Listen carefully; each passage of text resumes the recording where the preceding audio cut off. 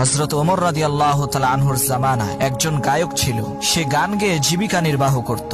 একসময় সে বৃদ্ধ হয়ে গেলে তার গলার সুর নষ্ট হয়ে যায়, যার কারণে সে খুবই অভাবে পড়ে যায়। একদিন ক্ষুধার্ত অবস্থায় জান্নাতুল বাকিতে বসে সে বলল, হে আল্লাহ, একসময় আমার গলায় অনেক সুর ছিল, মানুষ আমার গান শুনতো, সেখান থেকেই আমার রুটি রুজির ব্যবস্থা হতো।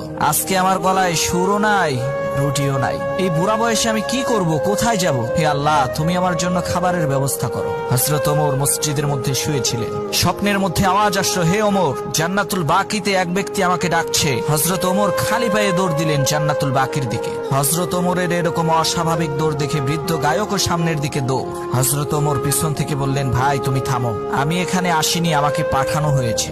গায়ক বলে, কে তোমাকে পাঠালো? হযরত ওমর বলেন, যাকে তুমি ডাকছো সে আমাকে পাঠিয়েছে। সে বুড়া লোকটি বলল, হে আল্লাহ, আমি সারাটা জীবন তোমার নাফরমানি করেছি।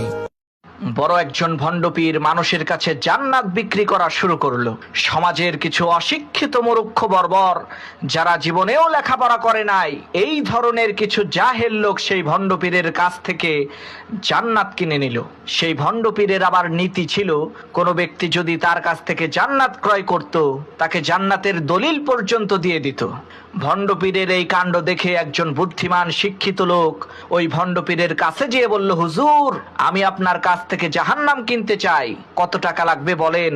তখন সেই ভণ্ডপীর বলল, আরে বেয়াকুব, এলাকার সমস্ত মানুষ আমার কাছ থেকে জান্নাত কিনে নিচ্ছে, আর তুমি নাকি আমার কাছ থেকে জাহান্নাম কিনতে এসেছো? তুমি তো নাদান, আহাম্মক। তখন সেই শিক্ষিত বুদ্ধিমান লোকটি বলল, সে যাই হোক, আমি জাহান্নামই কিনতে চাই। তখন সেই ভণ্ডপীর বলল, ঠিক আছে, যেহেতু এত করে বলছো, তাহলে দাও, 300 টাকা দাও, আমি তোমাকে জাহান্নামের দলিল করে দিচ্ছি।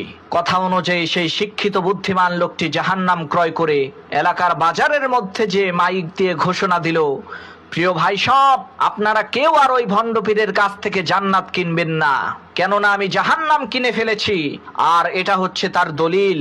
আর আমি আপনাদেরকে প্রতিশ্রুতি দিচ্ছি, আমার এই জাহান্নামের মধ্যে আপনাদের কাউকে ঢুকতে দেব না। সুতরাং আপনাদের কষ্ট করে কারো জান্নাত কেনার প্রয়োজন নাই।